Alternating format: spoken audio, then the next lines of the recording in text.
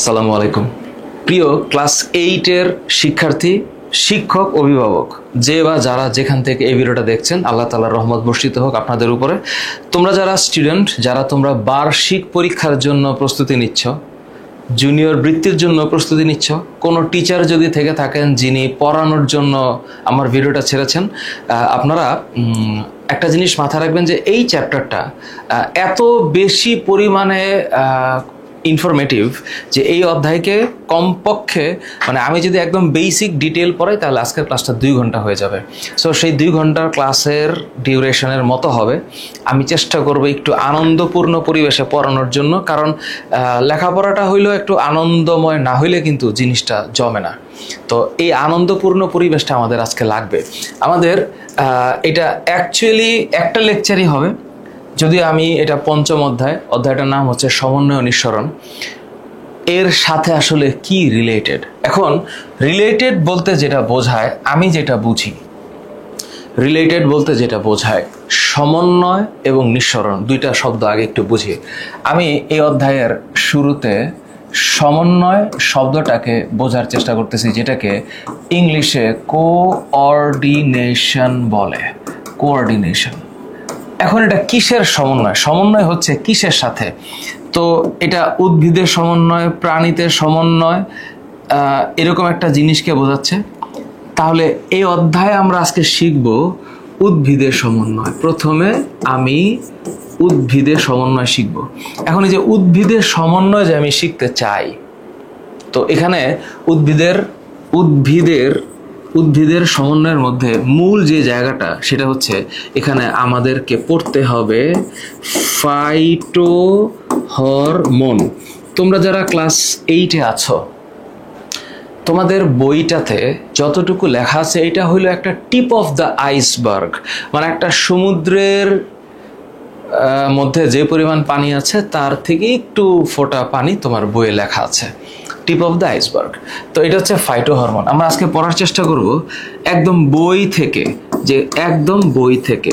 Phyto এই শব্দটার মানে হইল উদ্ভিদ, আর হরমোন এই শব্দটার বাংলা হচ্ছে প্রাণরস। এই শব্দটার বাংলা হচ্ছে প্রাণরস। তাহলে আমরা এই ফাইটোহরমোন নিয়ে স্টাডি করব। ফাইটোহরমোন। এরপরে আমাদের এখানে সবচেয়ে দামি যে পড়াটা, সেটা হচ্ছে একটু লাল কালার দিয়ে লিখি, সেইটা হচ্ছে মস্তিষ্ক, ব্রেইন। এটা পড়া লাগবে, এটা বোঝা লাগবে। এবং মস্তিষ্ক বোঝার সাথে সাথে আরেকটা জিনিস এখানে আরো বেশি ইম্পর্টেন্ট, সেটা হইল স্নায়ুতন্ত্র। তাহলে আমরা এই চ্যাপ্টারে এই টপিকগুলো শিখবো, ভালো মতন শিখবো, স্নায়ুতন্ত্র শিখবো। স্নায়ুতন্ত্রের সাথে আরো একটা টপিক এখানে আছে, সেটা হচ্ছে রেচনতন্ত্র। তাহলে যে উদ্ভিদের সমন্বয় শব্দটা আমরা যখন পড়লাম, ফাইটোহরমোন বোঝার চেষ্টা করব, মস্তিষ্ক বোঝার চেষ্টা করব, স্নায়ুতন্ত্র বোঝার চেষ্টা করব, রেচনতন্ত্র বোঝার চেষ্টা করব। তোমাদের বেসিক সেন্স অনুসারে যখন তোমরা রেচনতন্ত্রের নিয়ে কথা বলো, তখন তোমাদের মনে প্রাণে একটা শব্দ আসার কথা, সেটা হচ্ছে বৃক্ক, যেটাকে আমরা ইংরেজিতে কিডনি বলি, কিডনি। তাহলে আমাদের বডিতে 2টা বৃক্ক আছে এবং এই 2টা বৃক্ক আমাদের বডিতে রেচনের কাজ করে। রেচন বলতে বোঝায় যেটা আমাদের বডি থেকে বের হওয়ার জন্য বা আমাদের বডি থেকে বের করার জন্য, আমাদের বডির আননেসেসারি যে প্রোডাক্ট, বিপাকের ফলে সৃষ্ট যে প্রোডাক্ট, এটা বের করার জন্য কাজ করে, এটা হচ্ছে কিডনি। আর যখন আমি স্নায়ুতন্ত্র শিখব, তখন আমার মনের মধ্যে একটা শব্দ অবশ্যই ওলটপালট হবে, সেইটা হচ্ছে নিউরন। আমাদেরকে নিউরন পড়া লাগবে। এখন এই যে নিউরন যে আমি বোঝার চেষ্টা করি, এটা হইল স্নায়ু কোষ। যেই কোষ আমাদের মস্তিষ্কে 100 বিলিয়ন নিউরন আছে, 100 বিলিয়ন, 1000 কোটি নিউরন আমাদের বডিতে আছে। তাহলে এই যে মস্তিষ্ক যখন পড়বো, তাহলে মস্তিষ্কের সাথে কানেক্টেড থাকবে স্নায়ুতন্ত্র, এবং স্নায়ুতন্ত্রের সাথে কানেক্টেড থাকবে রেচনতন্ত্র। তাহলে এই যে যাবতীয় বিষয়াদি যে কানেক্টেড টু ইচ আদার, এইটার মানে হলো সমন্বয়। তাহলে সমন্বয়ের সংজ্ঞা আমি যদি শর্টলি বলার চেষ্টা করি, যে প্রক্রিয়ায় বা পদ্ধতিতে জীব দেহের এখন জীবদেহের বলতে কি বোঝায়? উদ্ভিদ এবং প্রাণী, উদ্ভিদ ও জীব, প্রাণী ও জীব। জীবদেহের সকল তন্ত্র পারস্পরিকভাবে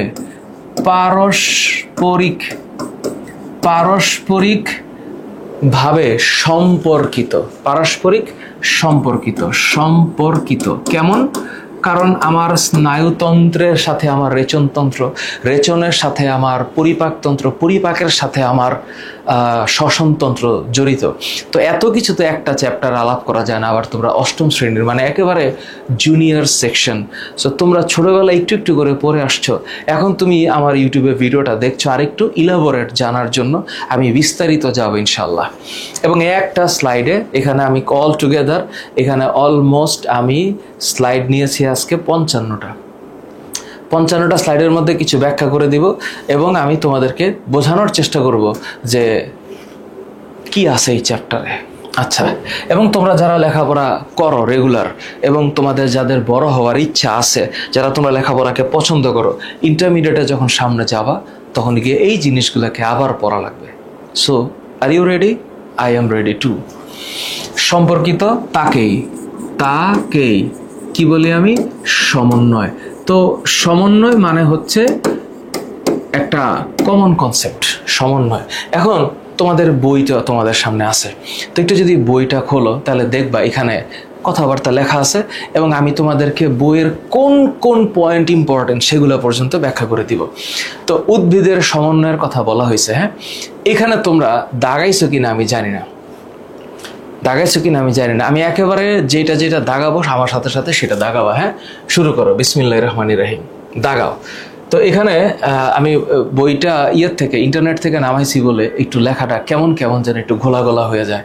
তো চেষ্টা করি একটু বড় করলেই ঘোলা হয়ে যায়, পিক্সেলটা সমস্যা। দেখো উদ্ভিদের জীবনচক্রের পর্যায়গুলো দেখো খুব ভালো করে। অঙ্কুরোদ্গম, পুষ্পায়ন, ফল সৃষ্টি, বার্ধক্য প্রাপ্তি, সুপ্তাবস্থা, এগুলা সুশৃঙ্খল নিয়ম মেনে চলে। অঙ্কুরোদ্গম কি জিনিস, পুষ্পায়ন কি জিনিস, ফল সৃষ্টি কি জিনিস, বার্ধক্য প্রাপ্তি আর সুপ্তাবস্থা এটা একটু বোঝা লাগবে। তো অঙ্কুরোদ্গমে যদি আমি যাই, উদ্ভিদের সমন্বয় আমি পড়ব, তাহলে যখন আমি অঙ্কুরোদ্গম যাব তার মানে আমি গত ক্লাসে পড়াইছি এটা, অঙ্কুরোদ্গম যখন আমি একটা বীজ বপন করি, এই বীজপত্র সহ অথবা বীজপত্র ছাড়া মাটি ভেদ করে উপরে ওঠে, ভ্রূণমুকুলটা উপরের দিকে বৃদ্ধিপ্রাপ্ত হয়। অর্থাৎ বীজ বপনের পরে মাটি ভেদ করে হ্যাঁ ভ্রূণমুকুলের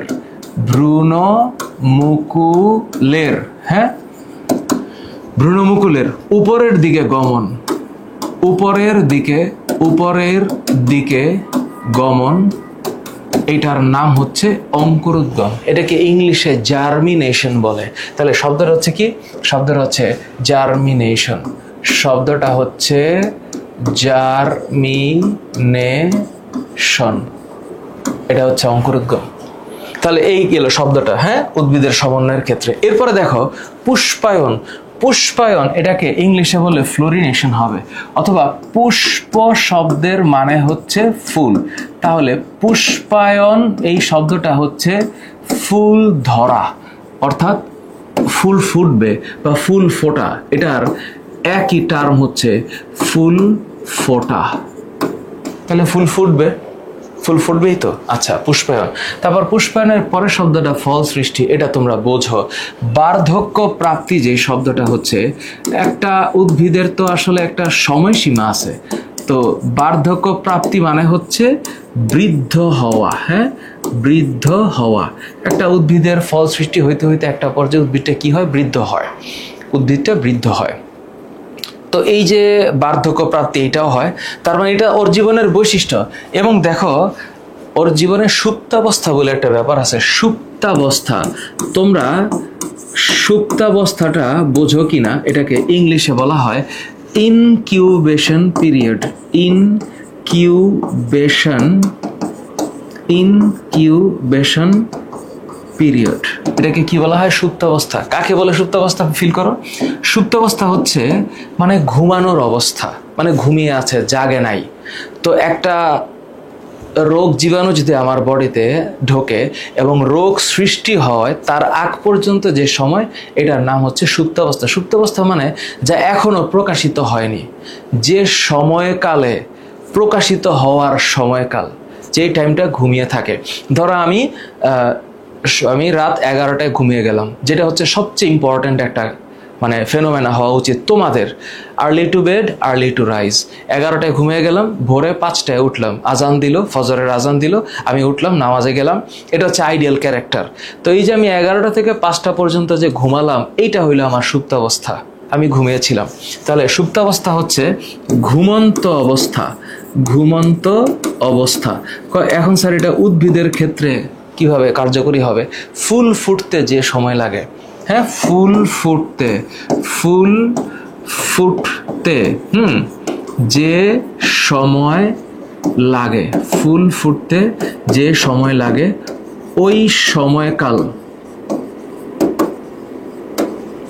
সময়কাল হলো সুপ্তাবস্থা। তাহলে আমি একদম হচ্ছে চেষ্টা করতেছি তোমাদেরকে বইটা ধরে পড়ানোর, বুঝাতে পারছি? এটাকে সুপ্তাবস্থা বলে।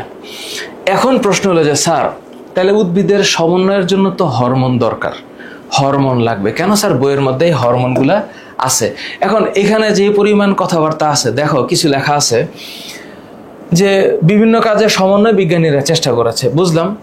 এখান থেকে একটা লাইন আছে, উদ্ভিদের দাগাও, উদ্ভিদের বৃদ্ধি ও বিকাশ, বিভিন্ন অঙ্গ সৃষ্টি ইত্যাদি উদ্ভিদ দেহে উৎপাদিত বিশেষ কোনো জৈব রাসায়নিক পদার্থের প্রভাবে হয়ে থাকে।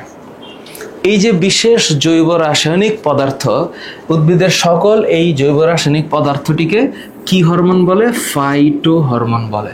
তো তোমার বইয়ের মধ্যে নিচে জায়গা আছে, ওই জায়গার মধ্যে এখানে লিখে রাখো ফাইটো এই শব্দটার মানে হচ্ছে উদ্ভিদ, আর হরমোন এই শব্দটার মানে হচ্ছে প্রাণরস। তাহলে তুমি একটু সুন্দর করে লিখে রাখো যে ফাইটো এই শব্দটার মানে হইল উদ্ভিদ, আর হরমোন এই শব্দটার মানে হইল প্রাণরস। ঠিক আছে, আমি একটু সেভ করি, পিডিএফ এর মধ্যে লিখলে ইদানিং ঝাপাঝাপি লাফালাফি করতেছে। তো ফাহাদ স্যার কোথায়? ফাহাদ স্যার এখানে, ক্লাস 8-এর যে বই, এই বইটা হচ্ছে এখানে। আমি একটু সেভ রাখলাম, তা নাহলে ও হচ্ছে মাঝে মাঝে হারায় যায়। তো আমি ঠিক যেভাবে দেখাচ্ছি তোমরা আমার সাথে ঠিক সেভাবে দেখাবা। তাহলে সমন্বয়ের ক্ষেত্রে আমার এখন সবচেয়ে ইম্পর্টেন্ট যে জিনিস, সেটা হচ্ছে ফাইটো হরমোন। তাহলে ফাইটো হরমোন, হ্যাঁ, তাহলে এটার নাম হচ্ছে ফাইটো, এই শব্দটার মানে উদ্ভিদ, এবং তার সাথে আরেকটা শব্দ রিলেটেড, সেটা হচ্ছে হরমোন। তাহলে কাকে বলে? ফাইটো হরমোনের সংজ্ঞা কি? যে সকল জৈব রাসায়নিক পদার্থ উদ্ভিদের বৃদ্ধিতে সরাসরি, প্রত্যক্ষ বা পরোক্ষভাবে প্রভাব বিস্তার করে, তাকে বলা হয় ফাইটো হরমোন। তাহলে ফাইটো হরমোনের সংজ্ঞা হচ্ছে যে সকল জৈব রাসায়নিক পদার্থ, যে সকল জৈব রাসায়নিক পদার্থ, হ্যাঁ লিখছো আমার সাথে লিখতেছো? লেখো, যে সকল জৈব রাসায়নিক পদার্থ উদ্ভিদের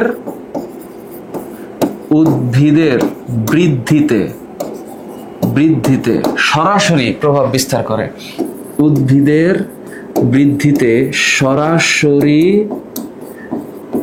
প্রভাব বিস্তার করে,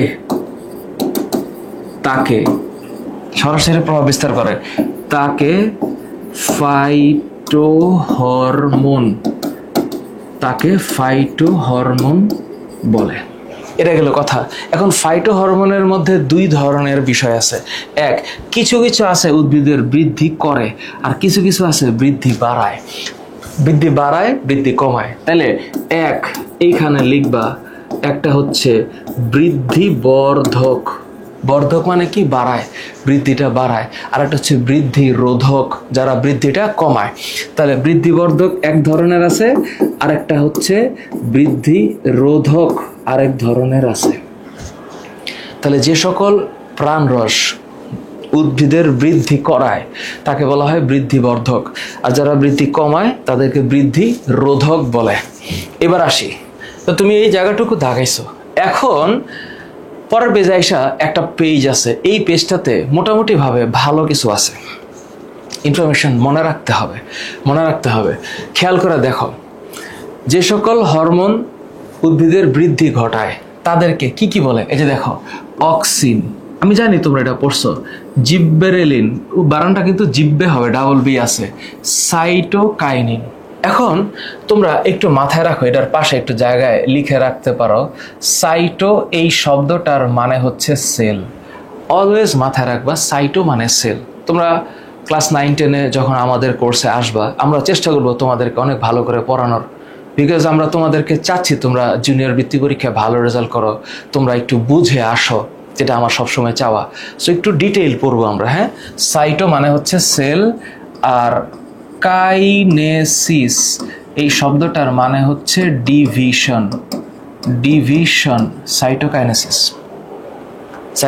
মানে হচ্ছে ডিভিশন, মানে সাইটোকাইনেসিস সেল ডিভিশন, অর্থাৎ যেই হরমোন উদ্ভিদের বৃদ্ধিতে, কোষ বিভাজনে হেল্প করবে। হ্যাঁ, আচ্ছা, আরেকটা দেখো, বৃদ্ধি সহায়ক। আবার অ্যাবসাইসিক অ্যাসিড, বা তুমি এটাকে অ্যাবসিসিক অ্যাসিড বলতে পারো এবং ইথিলিন বলতে পারো, এই দুই মামুর বেটা হইল বৃদ্ধি কমায়, উদ্ভিদের বৃদ্ধি প্রতিবন্ধক হিসাবে কাজ করে।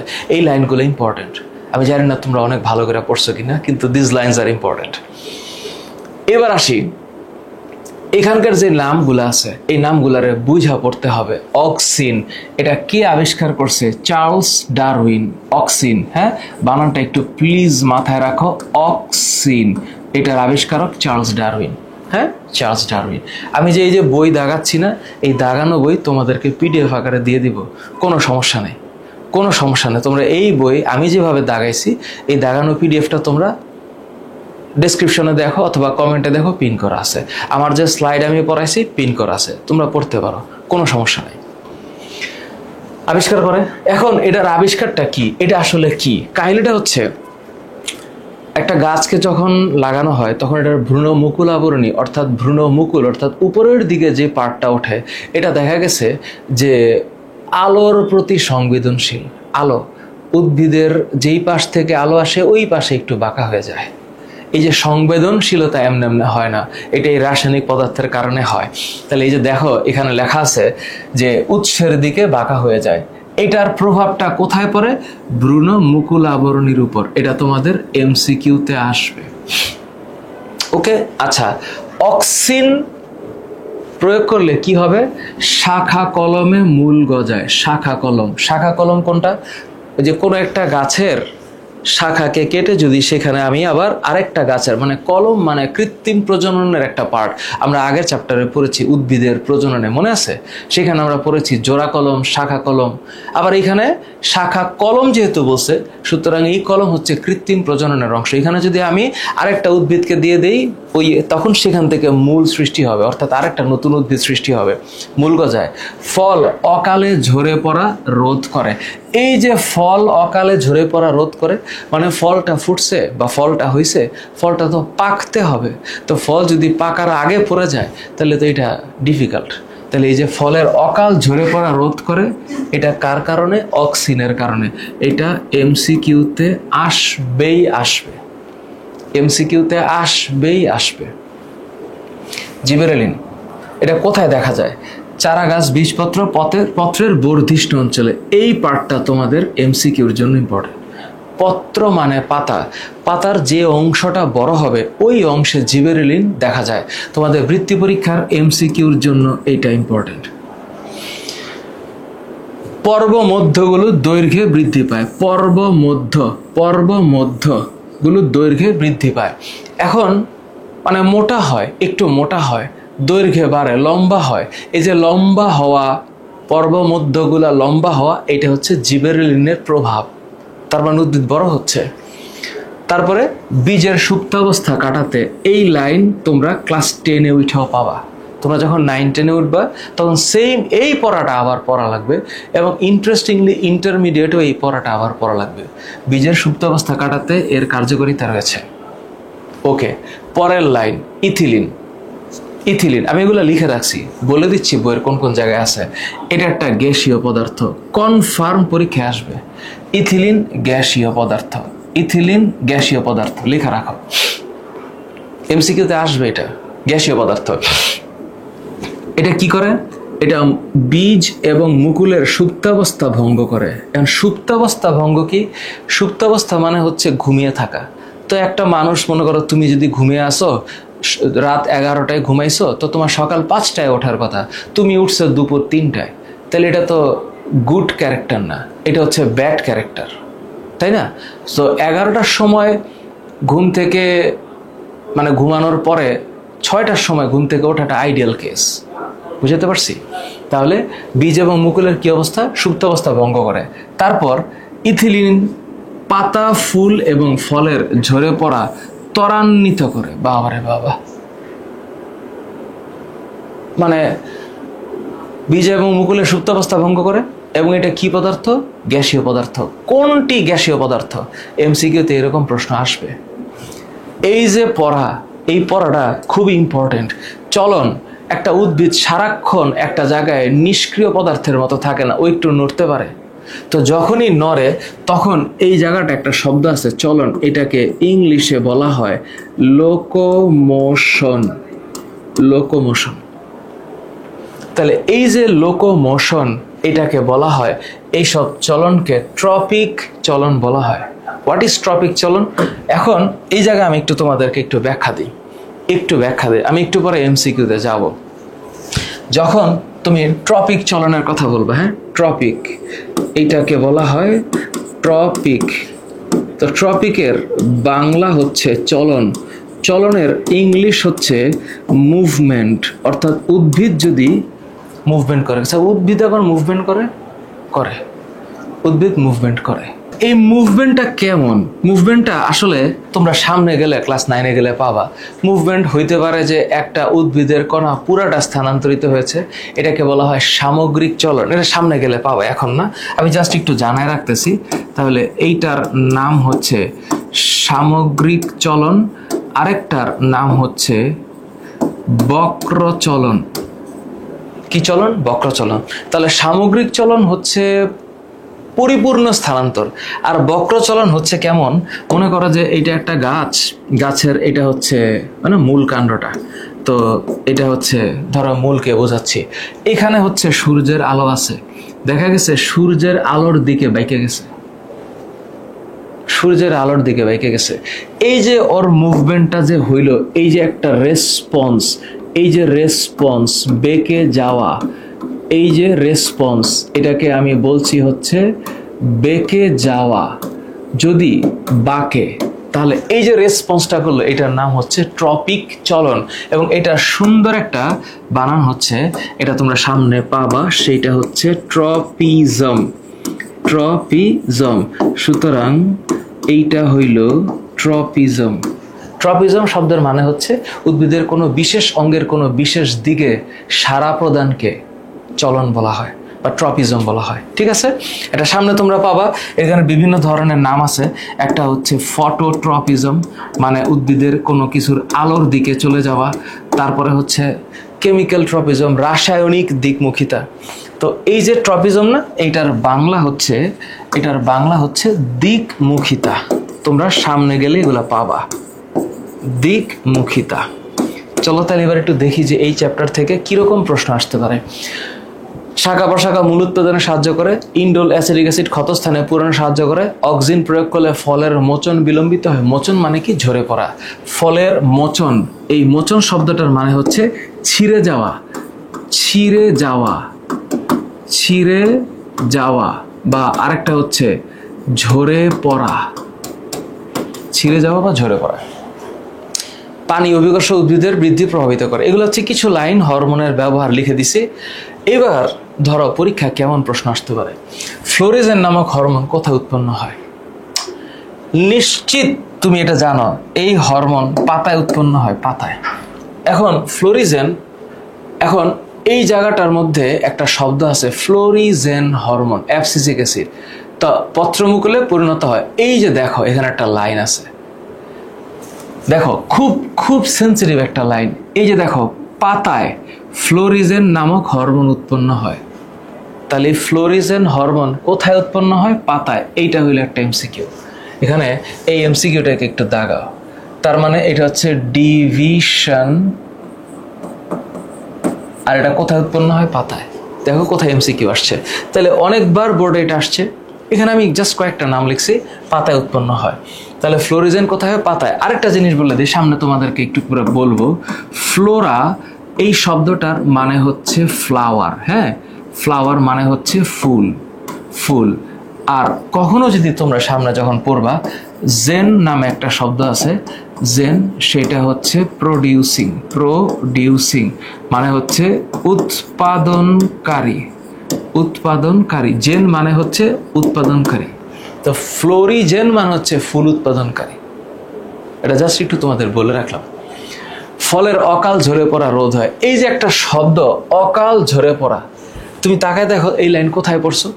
এই লাইন, এই যে দেখো, ফলের অকাল ঝরে পড়া রোধ হয় কিসের অভাবে? অক্সিন। তো তুমি যখন রিডিং পড়বা তাহলে তোমার কাছে ইনফরমেশনগুলো থাকতেছে, and then you can memorize যে অক্সিনের অভাবে ফলের অকাল ঝরে পড়া রোধ হয়। নিচের কোনটি ফল পাকতে সাহায্য করে? ফল পাকতে, একদম এই লাইন, নিচের কোনটি ফল পাকতে সাহায্য করে? লাইনটা একটু তাকায় দেখো যে কোথায় তুমি পড়ছো। ফল পাকাতে সাহায্য করে, এই এতটুকুর মধ্যেই তো লেখা। হ্যাঁ, এই যে এখানে জিবেরেলিন, সুপ্তাবস্থা, বর্ধিষ্ণু, ইথিলিন গ্যাসীয় পদার্থ, এই যে দেখো একটা লাইন, এটি ফল পাকাতে সাহায্য করে। তার মানে এই লাইন থেকে এই প্রশ্নই আসবে। ফল পাকাতে সাহায্য করে ইথিলিন, ফল পাকাতে সাহায্য করে ইথিলিন, ফল পাকাতে সাহায্য করে ইথিলিন। নিচের কোনটি গ্যাসীয় পদার্থ? এটা হচ্ছে ইথিলিন, একটা গ্যাসীয় পদার্থ। ইথিলিন একটা গ্যাসীয় পদার্থ। ওকে, মন থাকবে? আচ্ছা, এরপরে তুমি তাকায় দেখো, ইথিলিন ফলের অকাল ঝরে পড়া রোধ করে। এটা কি ইথিলিনের কাজ? না, এটা ইথিলিনের কাজ না, এটা হইল অক্সিনের কাজ, অক্সিন। তাহলে এখানে এটি গ্যাসীয় পদার্থ, ফল পাকাতে সাহায্য করে। কথা রাইট? তাহলে এরকম প্রশ্ন আসতে পারে। তাহলে এখানে রাইট অ্যান্সার হচ্ছে, রাইট অ্যান্সার 1 ও 2। তো তোমার পরীক্ষা এরকম প্রশ্ন আসবে এবং তুমি পারবা, তুমি পারবা, এটা কনফিডেন্স থাকা লাগবে। ফ্লোরিজেন, ফ্লোরিজেন, হ্যাঁ তিনটাই হবে। ফ্লোরিজেন পাতায় উৎপন্ন হয়, পত্র মূলে স্থানান্তরিত হয়, উদ্ভিদের ফুল উৎপাদন করে। আমি তো একটু আগে বললাম ফ্লোরিজেন, এটাকে বানান করে ভাগ করলে এটা কি হবে? Flower producing. তাহলে ফ্লোরি এটা মানে হচ্ছে ফ্লাওয়ার, আর জেন শব্দটার মানে হচ্ছে প্রডিউসিং, ফ্লাওয়ার প্রডিউসিং। তাহলে এখানে রাইট অ্যান্সার কোনটা হবে? তিনটাই হবে। বুঝাতে পারছি? যেহেতু আমার স্লাইডটা সবার জন্য ফ্রি, আপনারা যারা টিচার আছেন, আপনারা যারা দেখছেন, আমার কোনো ভুলভ্রান্তি হলে ক্ষমা করবেন। মানুষ মাত্রই ভুল হয়, আর আমি চেষ্টা করে যাচ্ছি যেন এডুকেশনটা খুব মানে কি বলে এটাকে, এডুকেশনটা যেন এনজয়েবল হয়, এটা যেন আমরা মনে রাখতে পারি, ভালোবাসা পড়তে পারি। এখন শুরু হচ্ছে স্নায়ুতন্ত্র। এখন স্নায়ুতন্ত্রের কনসেপ্টটা হচ্ছে, এটাকে ইংলিশে বলে নার্ভাস সিস্টেম, নার্ভাস সিস্টেম। স্নায়ুতন্ত্র কাকে বলে? খুব মজার একটা জিনিস। দেখো, আমি যে কথা বলতেছি, কথা বলার আগে আমি চিন্তা করতেছি, আমি ভাবতেছি, মনে মনে ভাবছি আমি কি বলবো, বইয়ের কোন চ্যাপ্টারে থাকবো, আমার অঙ্গ ভঙ্গি, হাত পা সব নড়তেছে, আমি মেন্টালি প্রিপেয়ার্ড, এবং আমি কি বলছি সেই ব্যাপারে আমার যথেষ্ট সচেতনতা আছে। তো এই সব কিছু যে জিনিসটা কন্ট্রোল করতেছে সেটা হচ্ছে আমাদের মস্তিষ্ক। তাহলে তন্ত্র, হ্যাঁ, যখন তুমি তন্ত্রের কথা বলবা তখন মাথায় রাখবা যে এটাকে আমি কি বলছি, এটার নাম হচ্ছে সিস্টেম। তখন আমি ওকে বলছি নার্ভাস সিস্টেম, নার্ভাস সিস্টেম। যে তন্ত্রের সাহায্যে জীব, যে তন্ত্রের, হ্যাঁ, সাহায্যে, যে তন্ত্রের সাহায্যে জীব তার পরিবেশের সাথে, জীব পরিবেশের সাথে, মানে এক্সটার্নাল যে এনভায়রনমেন্ট, পরিবেশের সাথে কি করে? তাল মিলিয়ে, খাপ মিলিয়ে পরিবেশের সাথে সমন্বয় করে পরিবেশের সাথে সমন্বয় করে চলে, পরিবেশের সাথে সমন্বয় করে চলে। তাহলে আমি পরিবেশের সাথে এটা কি গরম না ঠান্ডা, কি ব্যথা না বেদনা, কি আমি ফিল করতে পারি, এটা হচ্ছে স্নায়ুতন্ত্র। এখন স্নায়ুতন্ত্রকে তোমরা যখন সামনে পড়বা, এখন তো অবশ্য ওইভাবে ডিটেইলের সুযোগ নাই, এটাকে দুইটা আছে। হ্যাঁ, একটার নাম হচ্ছে কেন্দ্রীয় স্নায়ুতন্ত্র। হ্যাঁ, কেন্দ্রীয় স্নায়ুতন্ত্র। তো কেন্দ্রীয় বলতে বোঝায় একেবারে সেন্ট্রাল, তাহলে এটাকে ইংলিশে বলা হয় সেন্ট্রাল নার্ভাস সিস্টেম। তুমি একটু শর্ট করে বলবা সিএনএস, সেন্ট্রাল নার্ভাস সিস্টেম। আর কেন্দ্রীয় স্নায়ুতন্ত্রের পরে আরেকটা হচ্ছে স্বয়ংক্রিয় স্নায়ুতন্ত্র, স্বয়ংক্রিয় স্নায়ুতন্ত্র, বা তুমি আপাতত এখানে প্রান্তীয় স্নায়ুতন্ত্রটাই বোঝো, ওই একই, সব একই, প্রান্তীয় স্নায়ুতন্ত্র। মানে ওই কেন্দ্রীয় থেকে এটা চারপাশে ছড়াই গেছে, প্রান্তীয়। তো এটাকে আমরা ভালোবেসে পেরিফেরাল নার্ভাস সিস্টেম বলি, peripheral nervous system, peripheral nervous system. তাহলে এটাকে সংক্ষেপে আমরা কি বলবো? আমরা এটাকে সংক্ষেপে বলবো পিএনএস। বুঝতে পারছি? তাহলে এটা হচ্ছে সিএনএস, এটা হচ্ছে পিএনএস। সিএনএস এর মধ্যে দুইটা জিনিস আছে, দুইটা। এক হচ্ছে ব্রেইন, মস্তিষ্ক। হ্যাঁ, মস্তিষ্ক, যেটাকে আমরা ইংলিশে ব্রেইন বলি। আর আমাদের ব্রেইনে একটা সফট পার্ট না, এটা একটা শক্ত খোলকের মধ্যে আটকানো আছে, এটার নাম খুলি, মাথার খুলি। এবং মাথার খুলি দেখতে কেমন হয় জানো? মাথার খুলি দেখতে এমন হয়, এই যে মাথার খুলি দেখতে এমন হয়, এইটা হচ্ছে মাথার খুলি। এখন আমাদের যে মাথার খুলিটা আছে, এটা যদি এত কালারফুল যে দেখা যাচ্ছে, এটা আসলে এত কালারফুল না। এটা হচ্ছে মানুষের মাথার একটা শক্ত খণ্ড, মানে খুলির মতো একটা অংশ। এইখানে এই যে দাঁত দেখতে পাচ্ছ, নাকের একটা স্ট্রাকচার আছে, যেটা এখানে দেখা যাচ্ছে আমাদের নাকটা নড়ে, কিন্তু ওই নড়া অংশটা এখানে নেই, কারণ এখানে হাড্ডিটা আছে। এটা হচ্ছে চোখের যে জায়গাটা, এখানে অরবিট বলে। আর এই হইল ওর আউটার স্ট্রাকচার, এই হইল ওর আউটার স্ট্রাকচার। তো এরকম খুলির মধ্যে এরকম মাঝখান দিয়ে কিন্তু ভাগও আছে, এবং অ্যাকচুয়ালি এইটা দেখতে এমন। তাহলে এইটার ভিতরে ব্রেইন আছে, তাই না? এইটার ভিতরে ব্রেইনটা সুরক্ষিত থাকে। এই যে খালি জায়গাটা, এখানে যে খালি জায়গাটা, এই জায়গার মধ্যে ব্রেইন থাকে। বুঝতে পারলাম? এখন প্রশ্নটা হইল, এই হইল মানুষের খুলির একটা আউট লেয়ার। এটা জাস্ট তোমাদেরকে একটু দেখাইলাম। এখন তুমি বলবা যে স্যার, তাহলে মানুষের ব্রেইন দেখতে কেমন? মানুষের ব্রেইন দেখতে এইরকম। তো এই সফট যে জিনিসটা, এইটা ওর ভিতরে থাকে। তো এই যে ব্রেইনের পার্ট, এই যে ব্রেইনটা এরকম। আমরা একটু পরে ব্রেইন পড়বো। হ্যাঁ, আমরা একটু পরে ব্রেইন পড়বো। আগে স্নায়ুতন্ত্রটা বলি। তোমরা সামনে গেলে ব্রেইনটাকে এইভাবে দেখবা, এই যে ব্রেইন। তো এটা হচ্ছে সেরিবেলাম। এটা সেরিবেলাম। তো এই যে এটা সেরিবেলাম, এটা হচ্ছে পন্স। এই যে সামনের এই অংশটা হচ্ছে পন্স, আর এটা হচ্ছে মেরুলা অবলঙ্কাটা। এবং এখান থেকেই স্পাইনাল কর্ড, মানে মেরুরজ্জু সৃষ্টি হয়, যেটা মেরুদণ্ডের ভিতর দিয়ে যায়। হ্যাঁ, এইটা হচ্ছে মানুষের ব্রেইন। ব্রেইনের আউট লেয়ারটা ঠিক ইনার লেয়ারটা এরকম। এবং এখানে দেখো মাঝখানে দুইটা খণ্ড আছে, আছে না? খণ্ড আছে। এই যে মাঝখানে যে দুইটা খণ্ড আছে, এখানে খেয়াল করো, এটা দিয়ে মাঝখানে ভাগ। তাহলে এটা হচ্ছে বাম পাশ, এটা হচ্ছে ডান পাশ, মানে ওর বাম পাশ। তো এটা অর্ধগোলক, তো এই জন্য এটাকে হেমিস্ফেয়ার, হেমিস্ফেয়ার বলে। হেমিস্ফেয়ার মানে এটাকে বলা হয় অর্ধগোলক। কি বলে? অর্ধগোলক। তো আমরা এগুলো পড়বো আস্তে আস্তে। তো স্নায়ুতন্ত্রের মধ্যে কেন্দ্রীয় স্নায়ুতন্ত্রটা হচ্ছে কোনটা? এই মস্তিষ্ক। আর এটা হচ্ছে সুষুম্না কাণ্ড, সুষুম্না কাণ্ড। তাহলে কাণ্ড মানে এটা একটা একটু শক্ত অংশ। তাহলে এটাকে ভালোবেসে আমরা কি ডাকবো? এটাকে ভালোবেসে ডাকবো স্পাইনাল কর্ড। একটা আদর্শ মানুষের স্পাইনাল কর্ড 45 সেন্টিমিটার হয়, যেটা ইকুইভ্যালেন্ট টু 18 ইঞ্চির সমান। আর মানুষের যে মস্তিষ্ক, এটা সাধারণত 1.25 থেকে 1.35 কেজি বা 1.5 কেজিও হইতে পারে। এবং এখানে 100 বিলিয়ন মানে হচ্ছে 1000 কোটি নিউরন থাকে, নিউরন থাকে। পড়বো আস্তে আস্তে, অনেক ইনফরমেশন, শুধু মাথা নিয়ে কথা বলে আজকে থামা যাবে না, কিন্তু আমি যেহেতু ক্লাস 8-এর ব্যাচ পড়াচ্ছি, ছোট্ট করে বইয়ের মধ্যে থাকতে চাই। প্রান্তীয় স্নায়ুতন্ত্র মানে হচ্ছে এটা একেবারে দেহের শেষাংশে থাকে, দেহের একদম প্রান্তে থাকে, দেহের একদম দেহের প্রান্তে প্রান্তে থাকে, কিন্তু এটা সৃষ্টি হয় সেন্ট্রাল নার্ভাস সিস্টেম থেকে। দেহের প্রান্তে থাকে কিন্তু সৃষ্টি হয়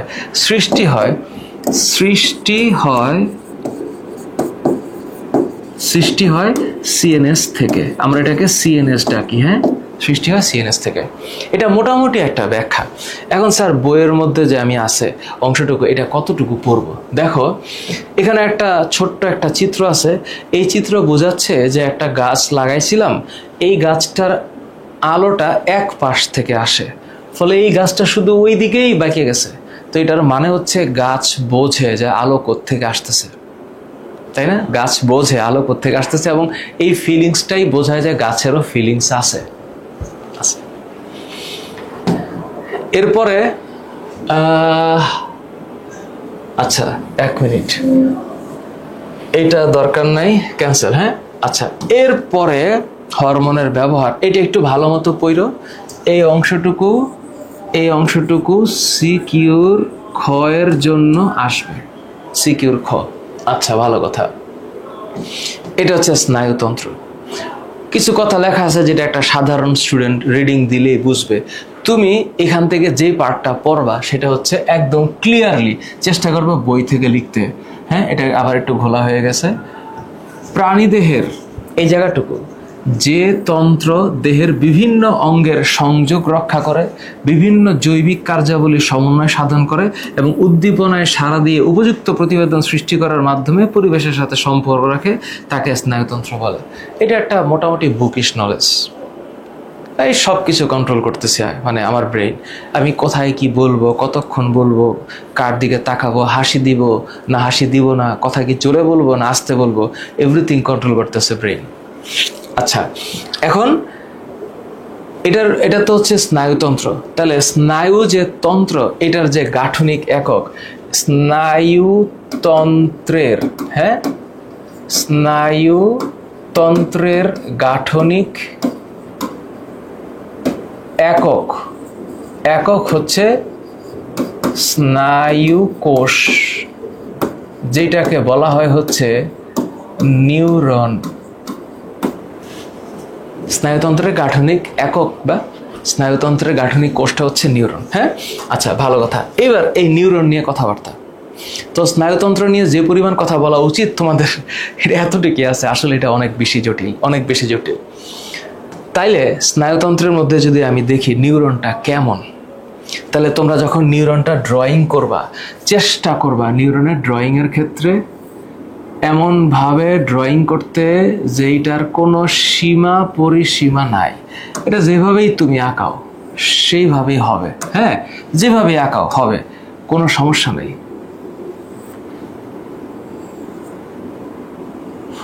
মনে করো ওকে তুমি এইভাবে আঁকাইলা, আঁকানোর পরে সামনে নিয়ে আইসা এই করলা, তারপরে ওর এখান থেকে একটা সারা এরকম ভাবে বের হলো, হ্যাঁ, চলবে। তো অনেক ধরনের নিউরন আছে। তো আমি জাস্ট একটু দেখাইলাম যেটাকে তুমি কিভাবে ড্রয়িং করতে পারো। তো এই যে মাঝখানে অবশ্যই এটার নাম কি? নিউক্লিয়াস। এটার নাম নিউক্লিয়াস। এবং আরো মজার ব্যাপার হচ্ছে এই নিউক্লিয়াসের, এটা তো একটা প্রলম্বিত অংশ বাইরেছে না, এবং এইখানে মায়েলিনের আবরণ আছে, মায়েলিন শীথ, হ্যাঁ, আস্তে আস্তে পড়বা। এটাকে বলা হয় মায়েলিন শীথ। এইরকম ভাবে শীথ শব্দটার মানে হচ্ছে আবরণ, হ্যাঁ। নিউরন নিয়ে আমি এখানে আসলে একটু বলতে চাই, এই হচ্ছে মায়েলিন শীথ। তো এখন শীথ শব্দের মানে হচ্ছে আবরণ। এখানে কিছু জিনিস আছে যেটা তোমাদের এবারের মানে তোমাদের এটাতে নাই, মানে তোমাদের 8-এর বইয়ে নাই। তো মোট কথা হচ্ছে মাঝখানে যে লম্বা অংশটা আছে এটার নাম অ্যাক্সন, হ্যাঁ, অ্যাক্সন। অ্যাক্সনকে ঘিরে এখানে এরকম মায়েলিনের শীত থাকে, শীত শব্দটার মানে হচ্ছে আবরণ, মায়েলিন শীত, হ্যাঁ। এটার মধ্যে আবার ফ্যাটও থাকে, ফ্যাট চর্বি থাকে। এই মায়োলিন শীথকে ঘিরে ওর চারপাশে আরেকটা আবরণ থাকে, এইটার নাম হচ্ছে নিউরিলেমা। নিউরিলেমা, এই যে বিষয়টা হচ্ছে এরকম, এটা হচ্ছে এইরকম, এটার নাম হচ্ছে নিউরিলেমা। তাহলে এই যে প্রলম্বিত অংশটা, এইটার নাম হচ্ছে অ্যাক্সন। অ্যাক্সন যখন তুমি পড়বা এটা একটু মাথায় রাখবা, যে কোনো ক্ষেত্রে লেমা এই শব্দটার মানে হচ্ছে আবরণ।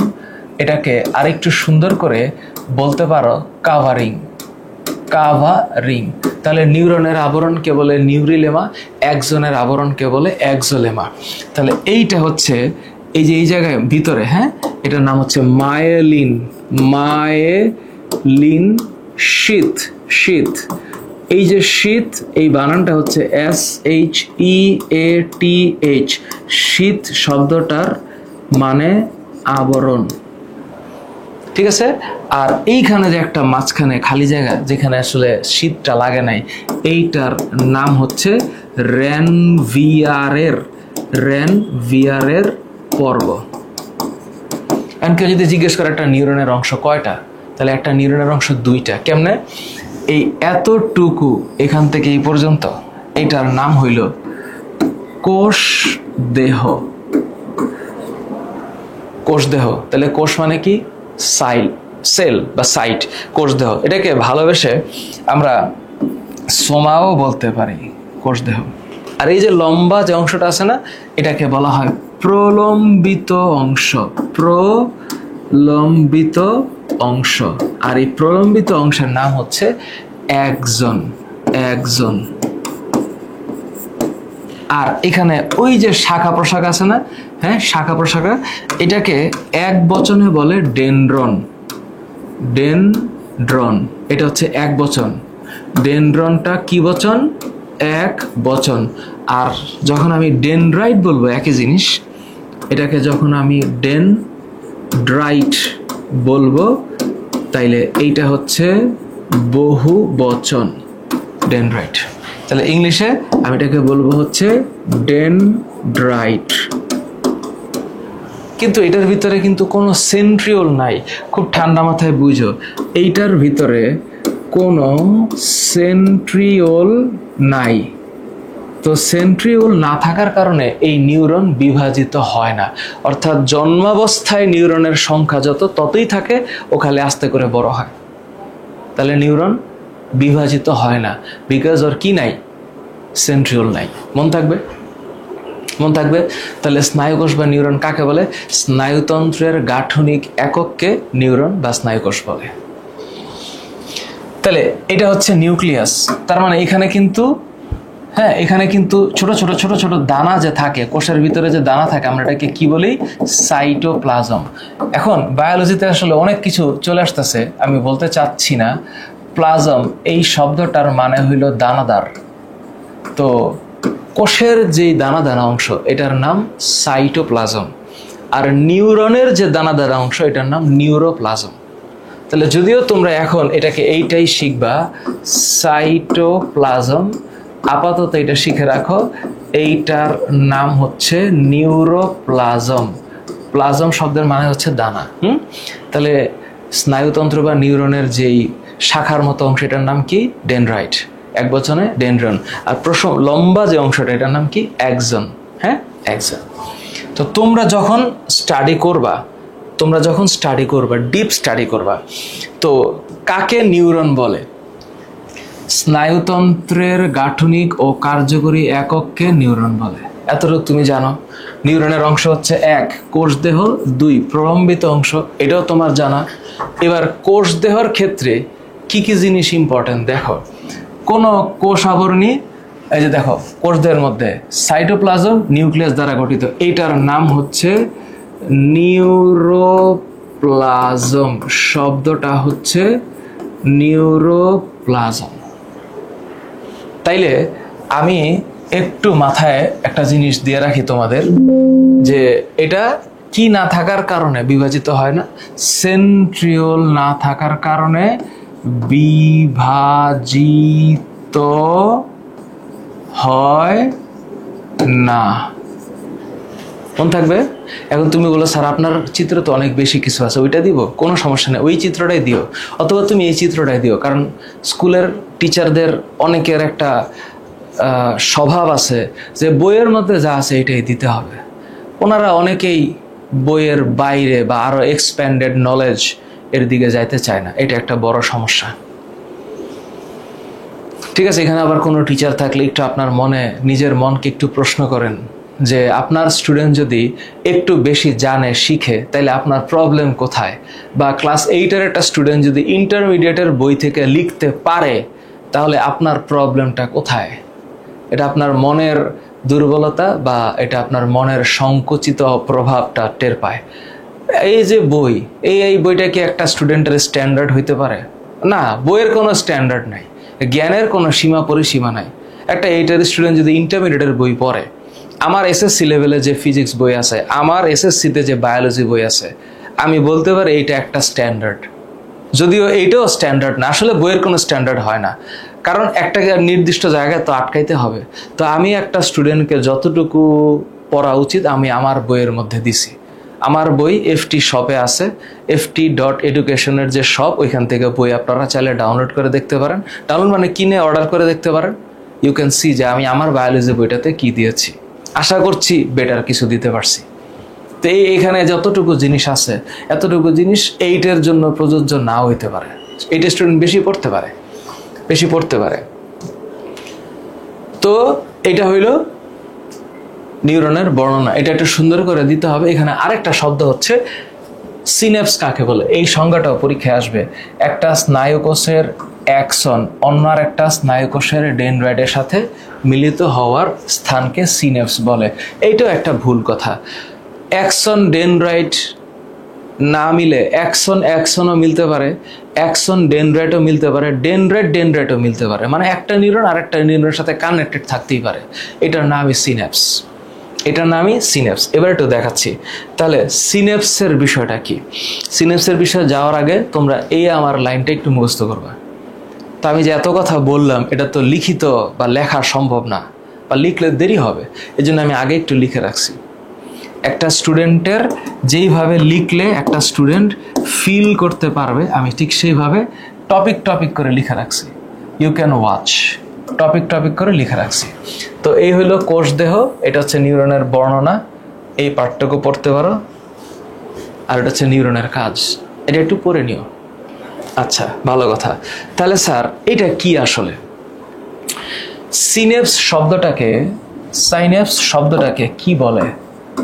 সাইনেপস এই শব্দটার জায়গা হচ্ছে কানেক্টিং পয়েন্ট।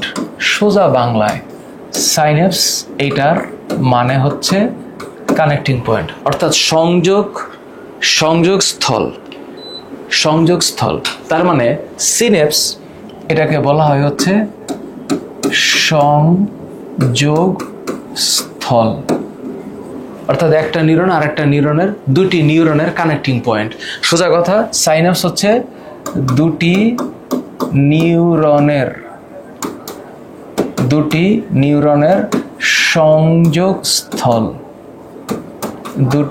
নিউরনের সংযোগস্থলকে সিনেপস বলা হয়।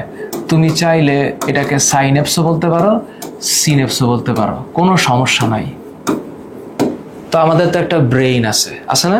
সেই ব্রেইন থেকেই তো সব কিছু পরিচালিত হয়। তো ব্রেইনটাই তো সেন্ট্রাল নার্ভাস সিস্টেমের পার্ট, তাই না? তো এখন এই যে কেন্দ্রীয় স্নায়ুতন্ত্র, তো এটাকে এইভাবে চিন্তা করো, এটা হচ্ছে সেন্ট্রাল নার্ভাস সিস্টেম। হ্যাঁ, সেন্ট্রাল নার্ভাস সিস্টেম, কেন্দ্রীয় স্নায়ুতন্ত্র। তো এটা হচ্ছে কেন্দ্রীয় কি তন্ত্র? স্নায়ুতন্ত্র, অর্থাৎ ব্রেন। তো এর একটা নিউরন। তো এই নিউরন আর এই নিউরনের মাঝখানে এই যে জায়গাটা, এই জায়গাটার নাম হচ্ছে সিনেপস। খুব ভালো করে মাথায় রাখবা যে এখানে কোনো ফিজিক্যাল কানেকশন নাই, দুটি নিউরনের মধ্যে সরাসরি কোনো সংযোগ নাই। প্লিজ এটা একটু ভালো করে শুনে রাখো। দুটি নিউরনের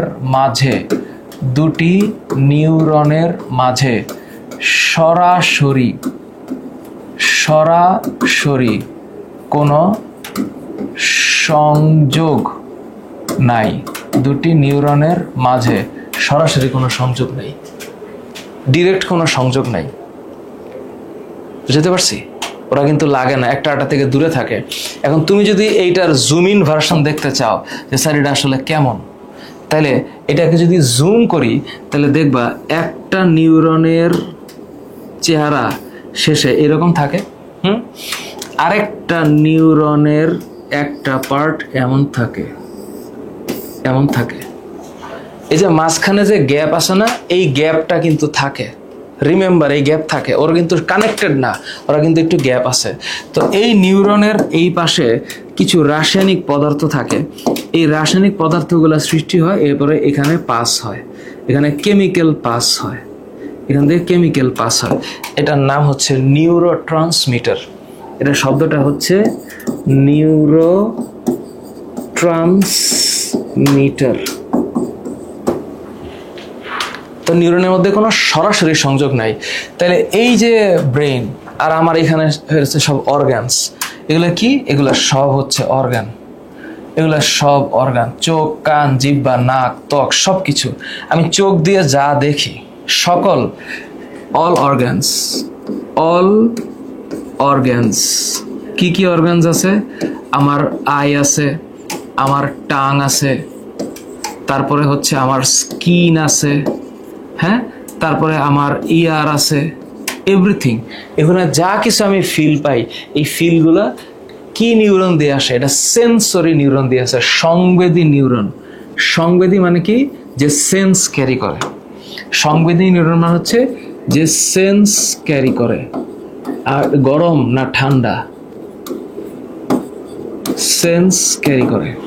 তাহলে ও বুঝাইলো যে আমার ব্রেনে যে আমি কি টের পাইলাম, আমাকে কেউ ধরলো না বাড়ি মারলো না স্পর্শ করলো, ঠান্ডা দিল না গরম দিল, সব টের পাই, আমি টের পাই এখান দিয়ে। তাহলে এই পর্যন্ত আমার আসতে হবে। আসার পরে এটা আজ্ঞাবাহী নিউরন। শব্দটা কি?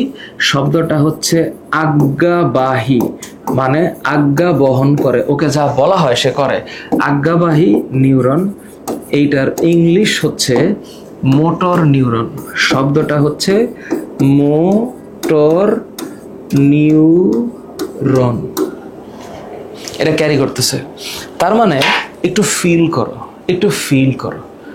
আমি দাঁড়াইলাম, আমার হাতে কোনো একটা কিছু স্পর্শ করানো হইলো, ধরো এইটা, এখন এটা আমি ধরলাম, এটা কি ঠান্ডা না গরম, শক্ত না নরম, আমি বুঝবো কেমনে? এটা ধরার পরে একটা সেন্স ক্যারি হয়েছে, এখানকার নিউরনগুলো আমার ব্রেনে আসছে, আমার ব্রেন টের পাইছে যে এটা নরম অথবা এটা শক্ত অথবা এটা গরম অথবা ঠান্ডা, টের পাইছে। এখন এটা যদি ধরে হঠাৎ করে গরম হতো তাহলে আমি ছেড়ে দিতাম, যদি আমি এটা ইচ্ছে করে ফালাইনি, এটা আমি ছেড়ে দিতাম। তো এখন এই যে ছাইরা যে দিতাম কেন? কারণ আমার হাত থেকে এই ফিলিংসটার নাম হচ্ছে প্রতিবর্তী ক্রিয়া। প্রতিবর্তী ক্রিয়া। যদি আমি এটা ফিল করার সময় পেয়েছি, কিন্তু প্রতিবর্তী ক্রিয়ায় ফিল করার সময় পাবো না, প্রতিবর্তী ক্রিয়ায় ফিল করার সময় পাবো না। তাহলে এটা হচ্ছে স্নায়ু উদ্দীপনা বহনের প্রবাহ চিত্র। তার মানে স্নায়ু উদ্দীপনা বহনের যে প্রবাহ চিত্র, এই চিত্রের মধ্যে একটা জিনিস মাথায় রাখতে হবে যে আমার লাস্টে এইখানে কি আছে একটু ফিল করো, এটা হচ্ছে অঙ্গ আছে, এই অঙ্গ, আর এইখানে আছে হচ্ছে মস্তিষ্ক। তাইলে এই অঙ্গ স্নায়ু উদ্দীপনা দিয়ে ক্যারি করতেছে, মস্তিষ্ক আবার এটাকে ফেরত দিতেছে। তাইলে এখানে যে ও ক্যারি করতেছে যে নার্ভ দিয়ে, ওর নাম সংবেদী স্নায়ু, আর ওরের রিফ্লেক্স করতেছে এইটার নাম হচ্ছে আজ্ঞাবাহী স্নায়ু। আজ্ঞাবাহী। মন থাকবে? মন থাকবে তোমাদের? তোমাদের মনে থাকবে না তো কার মনে থাকবে? You can do it my dear. তাহলে এখানে কি কি জিনিস আছে? স্নায়ুতন্ত্রের প্রকারভেদে 3 ধরনের জিনিস, 2 ধরনের, অ্যাকচুয়ালি 3 ধরনের। তো একটা হচ্ছে আমার মস্তিষ্ক আছে, মেরুরজ্জু আছে, তার মানে আমার ব্রেইন আছে, ব্রেইন কিসের মধ্যে আটকানো থাকে? স্কালে সুরক্ষিত থাকে, স্কালে সুরক্ষিত থাকে, স্কালে সুরক্ষিত থাকে। আর এই যে মেরুরজ্জু, এটাকে বলা হয় হচ্ছে স্পাইনাল কর্ড, স্পাইনাল কর্ড, মেরুরজ্জু। এটা এটা এটা সুরক্ষিত থাকে কিসে? এটা মেরুদণ্ডে, কশেরুকার ভিতরে, কশেরুকার ভেতরে, কশেরুকার ভেতরে সুরক্ষিত থাকে, সুরক্ষিত থাকে। স্পাইনাল কর্ড, স্পাইন মানে হচ্ছে মূলদণ্ড, কর্ড মানে হচ্ছে দ্বারা, দ্বারা মানে হচ্ছে শক্ত অংশ। এই যে কর্ড শব্দটা, এটা দ্বারা মোটামুটি শক্ত অংশকে বোঝানো হয়, মোটামুটি শক্ত, কর্ড শক্ত। তো মেরুরজ্জুটা এটা দড়ির মতো, শক্ত দড়ির মতো। তো প্রান্তীয় স্বয়ংক্রিয় আছে, প্রান্তীয় মানে short form peripheral nervous system, আর স্বয়ংক্রিয় হচ্ছে অটোনমিক নার্ভাস সিস্টেম, যেটা এমনি এমনি হবে। অটোনমিক নার্ভাস সিস্টেমটা এমনি এমনি হবে। এরপর এমসিকিউ দেখো কি কি আসে পরীক্ষায়। নিউরনে কি থাকে না? Easy question. নিউরনে কি থাকে না বলো? নিউরনে কি থাকে না?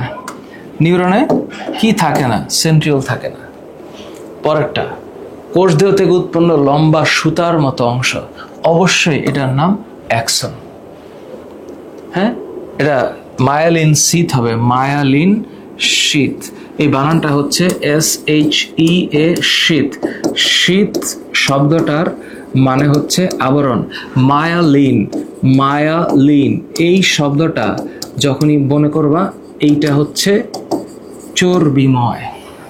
সাইন্যাপস শব্দটা হচ্ছে সাইন্যাপস, সংযোগ স্থল, সংযোগ স্থল মনে থাকবে। আর ডেনড্রন এক বচনে, শাখা প্রশাখা।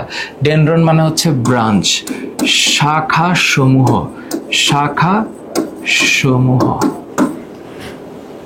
চিত্রের কোন অংশের সাথে যেটি অপর নিউরনের সাথে যুক্ত থাকে? অবশ্যই এটা সব অংশের সাথে যুক্ত থাকে। এটা ভুল বলছে, এখানে ছবিটা সব কিছুর সাথে যুক্ত থাকে।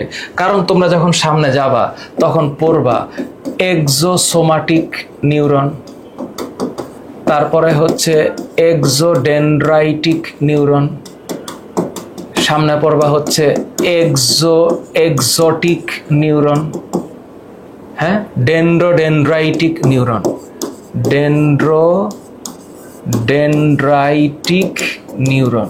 সামনে তোমরা এগুলো পাবা। এটা আমি এমনি তোমাদেরকে জানালাম। তো এটা আপাতত তুমি পড়ে রাখো, যেটা এই অংশের সাথে যুক্ত থাকে, এই অংশের সাহায্যে।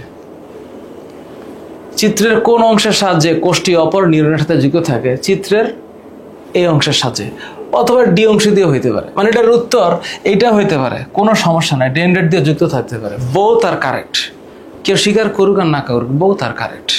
কারণ এটাও ডেনড্রন, এটাও ডেনড্রন। চিত্রের বি অংশটির আকৃতি, বি কি? নিউক্লিয়াস। গোলাকার, ডিম্বাকার, তারকাকার, দুই প্রকার। আবার কি নিউক্লিয়াস আবার দুই প্রকার কি? না, মোটেও এটা কোনো কথা না। এটা কোষ আবরণী সাইটোপ্লাজম নিউক্লিয়াস দ্বারা গঠিত, গোলাকার, ডিম্বাকার, তারকাকার, তিনটা এই দুইটাই হইতে পারে। তাহলে রাইট অ্যান্সার এই দুইটা, কোনো সমস্যা নেই। রাইট অ্যান্সার এই দুইটা। মানুষের মস্তিষ্কের কয়টা অংশ? এবার চলে আসি ব্রেইনে। উফ, গুরু মস্তিষ্ক। গুরু মস্তিষ্কর আরেক নাম হচ্ছে অগ্র মস্তিষ্ক। গুরু মস্তিষ্কের আরেক নাম হচ্ছে অগ্র। এইটাই হচ্ছে আসল খেলা, এইটাই আসল খেলা। এই যে অগ্র মস্তিষ্ক, এটা আমি ইন্টারমিডিয়েটের বই থেকে নিছি, তোমাদের এখন দরকার নেই, জাস্ট তোমাদেরকে বোঝানোর জন্য। সেরিব্রাম, এগুলো যে অগ্র, মধ্য, পশ্চাৎ, তাই একটু দেখো, আর দরকার নাই। অগ্র মস্তিষ্ক এটা হচ্ছে মধ্য মস্তিষ্ক, এটাকে মিড ব্রেইন বলে।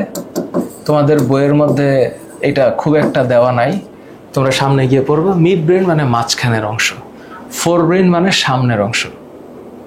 আর পশ্চাৎ বা লঘু মস্তিষ্ক, এটাকে বলা হয় হাইন্ড ব্রেইন। শব্দটা কি? হাইন্ড ব্রেইন, পশ্চাৎ মস্তিষ্ক।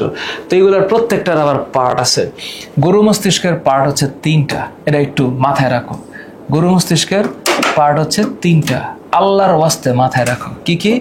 এক নম্বর সেরিব্রাম, খুব ভালো করে একটু মনে রাখো। Cerebrum, 2 thalamus, 3 hypothalamus.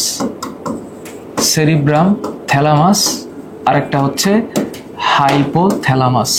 হাইপো, বায়োলজিতে যখন এই শব্দটা পাবা, হাইপো এই শব্দটার মানে হইল নিচে। হাইপো শব্দের মানে কি? নিচে। মধ্য মস্তিষ্কের অংশগুলো তোমাদের জন্য জটিল লাগবে, এমনি শুনে রাখো। Corpora quadrigemina, cerebral aqueduct, cerebral peduncle. এটা তোমার এখন পড়ার দরকার নাই, শুধু শুনে রাখছো যে এরকম কিছু একটা আছে। আর পশ্চাৎ মস্তিষ্কের পার্ট হচ্ছে cerebellum 1 number, cerebellum 2 number, ponds 3 number, medulla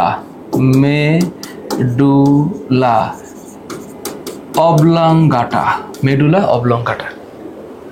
এটা এখন এই মস্তিষ্কগুলার প্রত্যেকটার যে function, this is sincerely important. আমি এখানে যা লেখা দিছি তাই পড়বা, খালি এই 4টা পড়বা। যে ওর মস্তিষ্কের সবচেয়ে বড় এবং প্রধান অংশ কোনটা? মস্তিষ্কের সবচেয়ে বড় এবং প্রধান অংশ হলো অগ্র মস্তিষ্ক। ভালো করে এই 4টা পড়ো, ভালো করে এই 4টা পড়ো। তাহলে ওর 2 ভাগে বিভক্ত, ডান ও বাম সেরিব্রাল হেমিস্ফিয়ার। হেমিস্ফিয়ার মানে কি? হেমি মানে অর্ধ, স্ফিয়ার মানে গোল। হেমি শব্দটার মানে হইল অর্ধেক, হেমি এই শব্দটার মানে হইল হাফ। আর স্ফিয়ার এই শব্দের মানে হচ্ছে গোলক, অর্ধগোলক। তো এই পাশে অর্ধেক গোলক, এই পাশে অর্ধেক গোলক। হ্যাঁ, মন থাকবে? আমার কথা কি বুঝছো?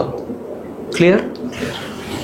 ধূসর রঙের কেন? বাইরের অংশটা কর্ডিক পদার্থ, এই জন্য এটাকে গ্রে বলা হয়। গ্রে মানে হচ্ছে ধূসর। আর স্পাইনাল কর্ডেরটা হবে উল্টা। আর ভিতরেরটা হচ্ছে, ভিতরে নিউরন থাকে, তো এই জন্য এটাকে বলা হয় হোয়াইট ম্যাটার। এখন লাগবে না। কাজ কি? দৃষ্টি, শ্রবণ, চিন্তা, স্মৃতি, অনুভূতি, বুদ্ধি, ইচ্ছা নিয়ন্ত্রণ, সব। মধ্য মস্তিষ্কের পার্ট হালকা একটু বলছে। আর পশ্চাৎ মস্তিষ্ক যেটা, পশ্চাৎ, এটার পার্ট হচ্ছে 3টা। এই 3টা পার্ট একটু ভালো মতো পড়া লাগবে। এবার আমি দেখাচ্ছি কি কি পড়া লাগবে। দয়া কইরা অগ্র মস্তিষ্ক, এটাকে ইংলিশে বলা হয় ফোর ব্রেইন। এটা আরেকটা নাম আছে, এটা এমনি তোমাদেরকে দিয়ে রাখি, প্রোসেনসেফালন। এটা হচ্ছে মধ্য মস্তিষ্ক। হ্যাঁ, প্রোসেনসেফালন। মধ্য মস্তিষ্ক হচ্ছে মিডসেফালন, এটা হচ্ছে রম্বেনসেফালন। মধ্য মস্তিষ্কের নামটা হঠাৎ করে ভুলে গেলাম। এটা মিড ব্রেইন তো বলেই, মিড ব্রেইন দরকার নাই। আর এটা হচ্ছে হাইন্ড ব্রেইন, এটাকে বলা হয় রম্বেনসেফালন। দরকার নাই, এমনি লিখে দিলাম। কাজ মুখস্থ করবা 100%, 100% এই কাজ মুখস্থ করবা। কোন ব্রেইনের কি কাজ পুরাটা মুখস্থ করবা।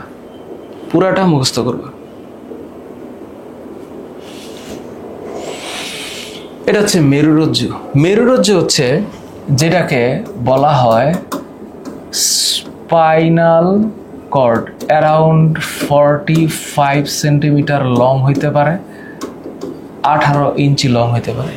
বিষয়টা কেমন? বিষয়টা হচ্ছে এই যে মানুষের মস্তিষ্ক, এখানে এই যে পেছনে যে প্রশস্ত অংশ দিয়ে এই সামনের দিকে আগাইতে থাকবে, এইটার নাম হচ্ছে স্পাইনাল কর্ড। তো এইখানে মানুষের যে ব্রেইনের গ্রে ম্যাটার তো এখানে দিতে পারলাম না, তো এই জায়গাটার মধ্যে থাকে হচ্ছে কর্পাস ক্যালোসাম। হ্যাঁ, কর্পাস ক্যালোসাম। তো এইখানে ছোট্ট একটা গ্রন্থি আছে, পিটুইটারি গ্রন্থি। এর পরেরটা হচ্ছে থ্যালামাস, তার নিচেরটা হচ্ছে হাইপোথ্যালামাস। এইটাকে তুমি ধরো সেরিবেলাম, পন্স, আর এই যে সোজা যে অংশটা নিচে নেমে গেল, এটা হচ্ছে মেডুলা অবলঙ্গাটা। এবং এইটা মানুষের যে মেরুদণ্ড আছে, মানে মানুষের যে মেরুদণ্ড, সে ফর এক্সাম্পল আমি তোমাদেরকে একটু দেখাই হালকা করে, যে ধরো ভার্টিব্রাল কলাম একটু তোমাদেরকে দেখাই, তাহলে কেমন হবে, তাহলে আন্দাজ করতে পারবা। ভার্টিব্রাল কলাম,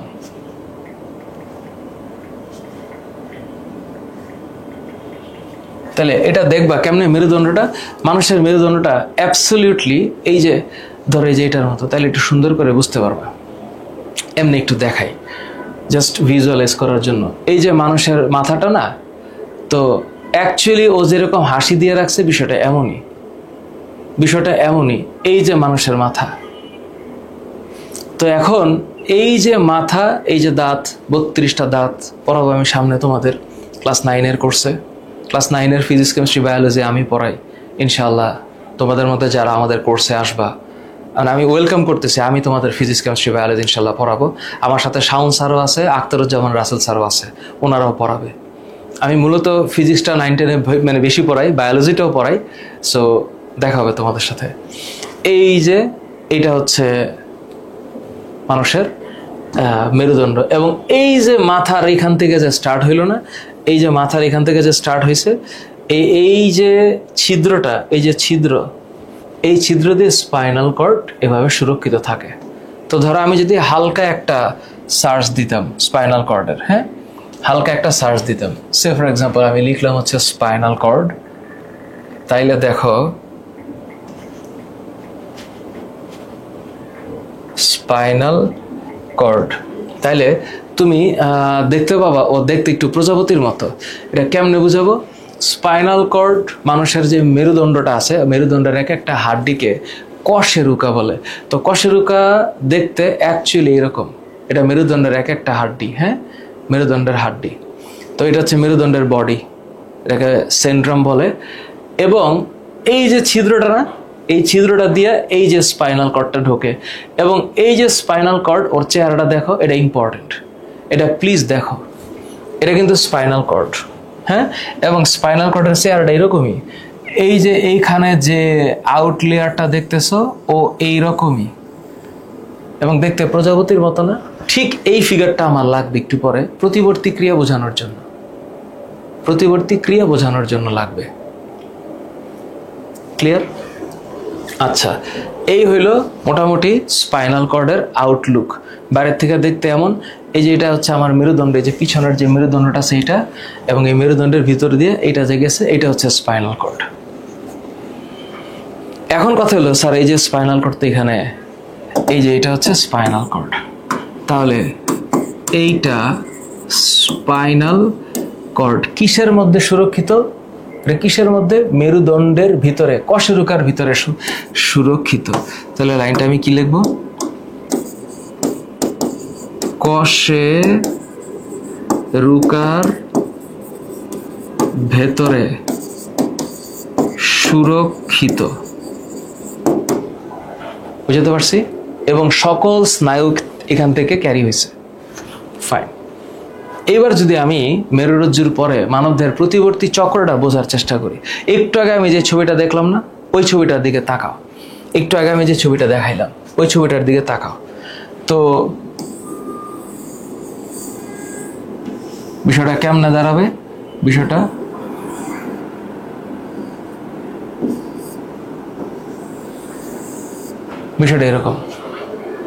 এরকম, হ্যাঁ।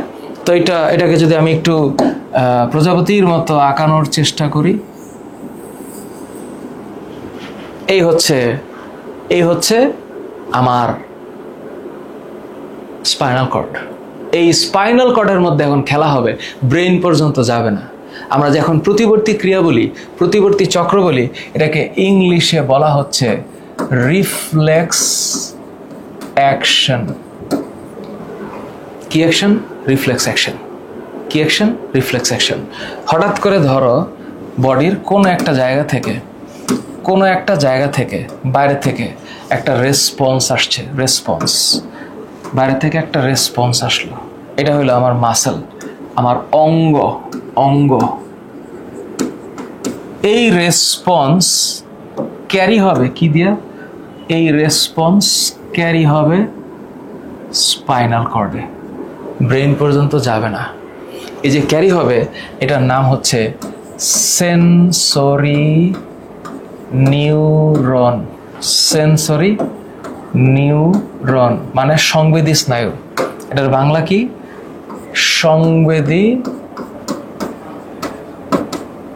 সংবেদী স্নায়ু। তো এইটা যখন পরস্পরের সাথে কানেক্টেড হবে, ও যখন কানেক্টেড হবে অর্থাৎ এই স্নায়ুটা কানেক্টেড হবে, তখন এইটার নাম হচ্ছে রিলে নিউরন। এটা তোমরা সামনে গেলে পড়বা, কিন্তু তোমাদের এখন এটা জানা দরকার। রিলে নিউরন, নিউরন অর্থাৎ এই স্নায়ুটার সাথে এই স্নায়ুটা কানেক্টেড। এরপর ঠিক সেম এই অঙ্গ যখন অ্যাকশন দিবে, তখন এই অঙ্গ পর্যন্ত একটা স্নায়ু উদ্দীপনা ও ক্যারি করে নিয়ে আসবে। এবার এইটার রিফ্লেক্স অ্যাকশন ও ফিরায় দিবে, এবং ও যেটা ক্যারি করবে এটার নাম হচ্ছে মোটর নিউরন। এটার নাম হচ্ছে মোটর নিউরন, মোটর নিউরন। এবং ব্রেইন এটাকে কোনোভাবে মানে স্টাডি করার সময় পাবে না। হঠাৎ করে কোনো একটা কাজ করতেছি, কোনো একটা গুরুত্বপূর্ণ কাজ করতেছি, বডির মধ্যে কোনো একটা রিফ্লেক্স অ্যাকশন হবে, মানে কিছু একটা হবে, আমি একটা রেসপন্স করে উঠবো, আমি টের পাবো না। ধরো অনেকে আসে না, চুপচাপ করে কোনো কিছু মনে মনে ভাবতেছে, পিছন থেকে কেউ একজন বলে উঠলো হাও, কিছু একটা বললো, তখন আমি ঘুরে একটা যে কোনো কিছু চিন্তা করে ভাবনার আগে, যে কোনো কিছু চিন্তা ভাবনা করার আগেই যে আমার অ্যাকশনটা চলে আসে, এটার নামই হচ্ছে রিফ্লেক্স। রিফ্লেক্সের কথা মানে হচ্ছে ইনস্ট্যান্ট রিয়াকশন। ইনস্ট্যান্ট রিয়াকশন, এটার নাম হচ্ছে রিফ্লেক্স অ্যাকশন। তো এইটা কি হবে? মাসেল। এইটাও হচ্ছে অঙ্গ, এইটাও হচ্ছে অঙ্গ, তাহলে এটা কি হবে? ক্রিয়া হইল। ঠিক এখানে কি হবে? প্রতিক্রিয়া হবে, প্রতিক্রিয়া হবে। এটার নাম রিফ্লেক্স অ্যাকশন। বিষয়টা সহজ না? অনেক সোজা। এমসিকিউ, সমগ্র স্নায়ুতন্ত্রের চালককে? সমগ্র স্নায়ুতন্ত্রের চালক মস্তিষ্ক, ব্রেইন। তো যে হৃৎপিণ্ড, এটা এটা বৃক্ক হবে। শব্দটা হচ্ছে বৃক্ক। তাহলে এটা কিসের হৃৎপিণ্ড? রক্ত সঞ্চালনের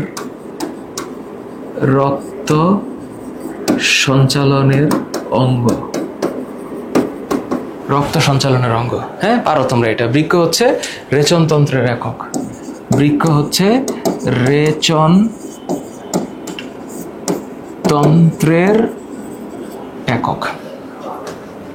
মানুষের মস্তিষ্কের প্রধান অংশ কয়টা? 3টা। মানুষের মস্তিষ্কের প্রধান অংশ 3টা। কি কি? অগ্র, মধ্য, পশ্চাৎ। তাহলে এটা হচ্ছে অগ্র, মধ্য, পশ্চাৎ। মস্তিষ্ক আবরণ সৃষ্টিকারী পদার্থের নাম, এটা পর্দার নাম। এটা একটু মজার জিনিস, তোমাদের একটু পড়ানো দরকার। এটা হচ্ছে মেনিনজেস। মেনিনজেস, হ্যাঁ। আচ্ছা, বায়োলজিতে পেরি এই শব্দের মানে হচ্ছে চারপাশে, চারপাশে। এটা একটু প্লিজ মাথায় রাখবা। পেরিকার্ডিয়াম, কার্ডিয়া এই শব্দের মানে হচ্ছে হৃৎপিণ্ড, হৃৎপিণ্ড। পালমো এই শব্দের মানে হচ্ছে ফুসফুস। তারপর রেনাল, রেনাল এই শব্দটার মানে হচ্ছে বৃক্ক। ডার্ম এই শব্দটার মানে হচ্ছে ত্বক। তাহলে এই যে পেরিকার্ডিয়াম, এটা কিসের? পেরিকার্ডিয়াম, ক্যাপসুল আর প্লুরা। তাহলে পেরিকার্ডিয়াম হচ্ছে হৃৎপিণ্ডের আবরণ, হৃৎপিণ্ডের আবরণ, মন থাকবে। আর ক্যাপসুল হচ্ছে বৃক্কের আবরণ, যদি এটাকে রেনাল ক্যাপসুল বলা হয়। ক্যাপসুল এই শব্দটার ইউজুয়াল মিনিং হচ্ছে আবরণ, এটাকে ইংলিশে ক্যাপসিউল বলে। আর প্লিউরা, প্লিউরা এইটা হচ্ছে ফুসফুসের আবরণ, ফুসফুসের আবরণ। তাহলে প্লিউরা, প্লিউরা ফুসফুসের আবরণ। দেহের ভারসাম্য রক্ষা করে কোনটা? ও এইবার তোমাদেরকে একটু দেখাইতে হবে, নাহলে মজা হচ্ছে না। এইবার কেন্দ্রীয় স্নায়ুতন্ত্র, মাথা নষ্ট। এই জায়গাটা খুবই খুবই খুবই মজার জিনিস। এটার নাম কি? অগ্র মস্তিষ্ক। এখানে তাকায় দেখো, এখানে এমসিকিউ কি কি আছে? দর্শন, শ্রবণ, ঘ্রাণ, চিন্তা, চেতনা, স্মৃতি, জ্ঞান, বুদ্ধি, বিবেক, পেশি চালনায় ক্রিয়াকেন্দ্র গুরু মস্তিষ্কে অবস্থিত। এই যে পেশি চালনার ক্রিয়াকেন্দ্র, এটা তোমাদের জেএসসি পরীক্ষায় এমসিকিউতে আসবে। পেশি চালনার ক্রিয়াকেন্দ্র কোনটা? এটা হচ্ছে গুরু মস্তিষ্ক। আচ্ছা, তারপর দেখো ক্রোধ, এটা হচ্ছে থ্যালামাস, হাইপোথ্যালামাস। থ্যালামাসের নিচে যে শব্দটা, সেইটার নাম হচ্ছে হাইপোথ্যালামাস। তোমরা হাইপো লেখার সময় এখানে লিখবা হচ্ছে নিচে, হাইপো লেখার সময় কি লিখবা? নিচে, হাইপো লেখার সময় নিচে। ওকে, এরপর তাকায় দেখো এই যে একটা কথা, মধ্য মস্তিষ্ক। তো মধ্য মস্তিষ্ক কিসের সাথে? দৃষ্টিশক্তি, শ্রবণ শক্তির সাথে সম্পর্ক। আচ্ছা, ভালো কথা। পশ্চাৎ মস্তিষ্ক বা লঘু মস্তিষ্ক, এটা হচ্ছে কথা বলা ও চলাফেরা নিয়ন্ত্রণ করে। কোনো কথা নাই, পরীক্ষায় আসবে এটা। সেরিবেলামের ক্ষেত্রে দুইটা পার্ট আছে, পন্স আর মেডুলা অবলঙ্গাটা। তাইলে তোমাদেরকে যদি একটু দেখাই, এখানে তো লাইনটা এরকম ভাবে নাই, তাই না? ধূসর পদার্থ, গ্রে ম্যাটার। স্নায়ুতন্ত্রের রং কেমন? স্নায়ুতন্ত্রের রং হইল সাদা। আচ্ছা, তাইলে তোমাদের যদি বলি কোথা থেকে প্রশ্ন আসবে, এমসিকিউ দাগাইছো হৃদস্পন্দন না, এরকম করে পুরাটা এই যে ফিগার এখানে যা আঁকাইছে, তোমরা চাইলে এই ফিগারটা আঁকাইতে পারো। তোমাদের স্কুলের টিচার আবার মাইন্ড করবে, তোমরা এই ফিগারটা আঁকাইতে পারো। আমি যেটা আঁকাইছি এইটাই। এই যে দেখো প্রজাপতির মতো যে অংশটা, এখানে আছে না একটা প্রজাপতির মতো অংশ। তোমরা অনেকে জিজ্ঞেস করো যে এটা এইভাবে কেন আঁকাইছে। এই যে এটা হচ্ছে ওই ফিগারটা যেটা আমি দেখাইছি। পারবা ব্যাখ্যা পারবা, এই ব্যাখ্যা পরীক্ষায় কনফার্ম পরীক্ষায় আসবে। তাহলে এই যে দেহের ভারসাম্য রক্ষা করা, এটা এই গুরু মস্তিষ্কের কাজ। ভারসাম্য, হ্যাঁ। আচ্ছা, মস্তিষ্কের নিচের অংশ কোনটা? পন্স আর মেডুলা অবলঙ্গাটা। মানে মেডুলা অবলঙ্গাটা মস্তিষ্কের নিচের অংশ তো দুইটাই হয়। তো পন্সের পর মেডুলা, তাহলে উচিত হচ্ছে মস্তিষ্কের নিচে মেডুলা, পন্স হবে না। এটা হচ্ছে রেচনতন্ত্র। সবচেয়ে মজার জিনিস, সহজ জিনিস। রেচন শব্দটার মানে হইল বিপাকের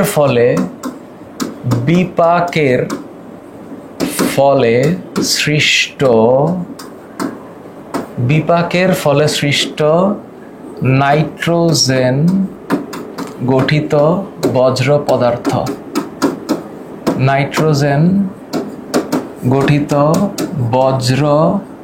পদার্থ বাইরে নিষ্কাশন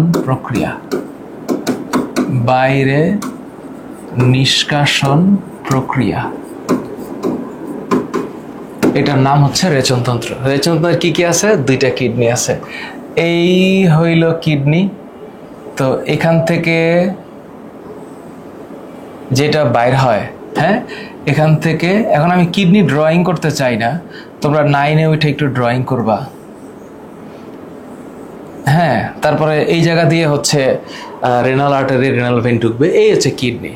তো কিডনি থেকে যেটা বের হয় এটার নাম হইল ইউরেটার। আর কিডনি থেকে যে সকল পদার্থ বাইরে বের হয়ে যায় সেগুলো কি? সেগুলো হচ্ছে ইউরিয়া, হ্যাঁ, সেগুলো হচ্ছে ইউরিয়া। 2 হচ্ছে ইউরিক অ্যাসিড। কি অ্যাসিড? Uric acid. আর 3 নাম্বার হচ্ছে creatinine. Urea, uric acid, creatinine. এরা হচ্ছে বিপাকের ফলে সৃষ্ট বজ্র পদার্থ, এগুলা বডি থেকে বাইর করে দিতে হবে। তাহলে আমাদের বডিতে কয়টা বৃক্ক? 2টা। তারপরে বৃক্কীয় শিরা বা ধমনী কয়টা? 2টা। ইউরেটার 2টা। মূত্রথলি 1টা। মূত্রনালী 1টা। স্ত্রী দেহে মূত্রনালী একরকম আর পুরুষ দেহে মূত্রনালী আর একরকম, দৈর্ঘ্যের পার্থক্যটা আছে। এটা হচ্ছে রেচনতন্ত্রের কিছু কথা লিখে রাখছি, একটু রিডিং দিবা বোঝার জন্য রিডিং দিবা। রেচনের কাজ কি, রেচনের প্রক্রিয়ার উপকারিতা কি, রেচন অঙ্গ কি।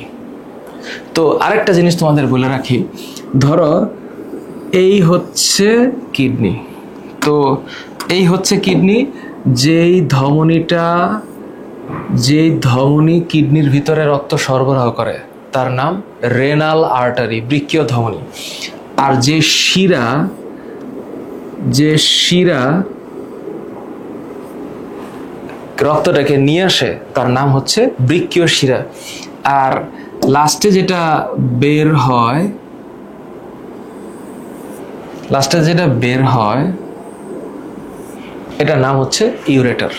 যদি এটা ওইখান থেকে সৃষ্টি হয় না, আরো ভিতর থেকে হবে, এই চিত্রটা একটু ভুল হবে যদি আমি এটা এমনি দেই। সে ফর এক্সাম্পল এইটাকে আরেকটু ড্রয়িং করে কাটতে হবে।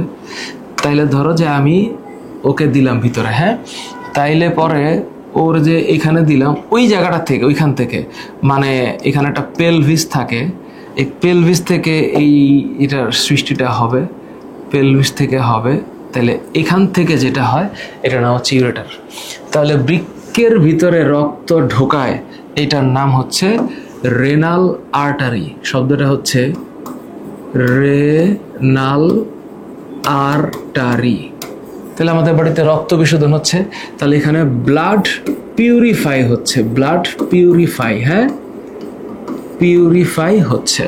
আর যেটা দিয়ে ব্লাডটা বের হয়ে গেল এটার নাম হচ্ছে রেনাল ভেইন বা বৃক্কীয় শিরা, ভেইন মানে শিরা। আর যেটা দিয়ে মূত্র ক্যারি হচ্ছে এটার নাম ইউরেটার, এটার নাম হচ্ছে ইউরেটার। বুঝতে পারলাম? এই হইল পড়া। লাস্টের দিকে দেখো ঘর্ম বা ঘাম নিয়ে কিছু আছে, সোয়েট গ্ল্যান্ড। সোয়েট মানে হচ্ছে ঘাম, সোয়েট মানে হচ্ছে ঘাম। কিছু কথার্থ আছে, কথাবার্তা, এটা ইউজুয়াল কথা আমি বলতে চাই না। মূত্র নিয়ে কিছু কথা আছে, একটু পৈরো। মূত্র নিয়ে কথা বললে আসলে শেষ হবে না। ইউরিন, এটা কালার হচ্ছে হালকা হলুদাভ, এইটার কালার হচ্ছে হালকা হলুদাভ। কেন? কারণ এখানে ইউরোক্রোম নামক একটা পদার্থ আছে, ইউরোক্রোম, হ্যাঁ। আর মূত্র একটু ঝাঁঝালো না, ওটার মধ্যে ইউরো নোট থাকে। আর মূত্রের যে পিএইচ এটা তোমরা এখন পারবা না, এটা 6 to 7 এর মধ্যে ঘোরাঘুরি করে। মূত্র অম্লীয় হইতে পারে, ক্ষারীয় হইতে পারে, পরে হবে এগুলো। আপাতত এটা একটু মাথায় রাখো যে মূত্র থেকে যেগুলো বাইর হয় তার নাম হচ্ছে ইউরিয়া, ইউরিক অ্যাসিড। তো যা পড়াইলাম আমি এতক্ষণ, এর মধ্যে পরীক্ষায় আসবে কোন দূষিত পদ্ধতিটি? ফুসফুসের মাধ্যমে। তাহলে এখানে বুঝাইতে হবে আমাদের রেচন অঙ্গ যদি আমি চিন্তা করি, তাইলে আমার রেচন অঙ্গের মধ্যে 1 বৃক্ক, 2 ত্বক, 3 ফুসফুস। তাহলে বৃক্ক থেকে যেটা বাইর হয় সেটা কি? Urea, uric acid, creatinine. ত্বক থেকে যেটা বাইর হয় সেটা হচ্ছে ঘাম। আর ফুসফুস থেকে যেটা বাইর হয় সেটা হচ্ছে কার্বন ডাই অক্সাইড। তাহলে ত্বক থেকে যেটা বাইর হয় সেটা হচ্ছে ঘাম। আর এখান থেকে যেটা বাইর হবে সেটা হচ্ছে ইউরিয়া,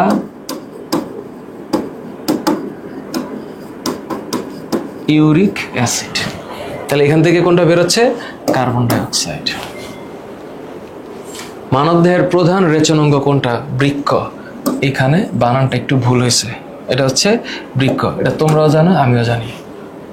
আমাদের নিঃশ্বাসের সময় বায়ুতে একটা সেনসিটিভ ব্যাপার। এখানে দেখো এক জায়গায় একটা লাইন আছে, এই লাইনটারে পড়ো তোমরা। নিঃশ্বাসের বায়ুতে শতকরা 4 ভাগ কার্বন ডাইঅক্সাইড থাকে। কয় ভাগ? 4 ভাগ। কয় ভাগ? 4 ভাগ। সব পড়ায় দিলাম।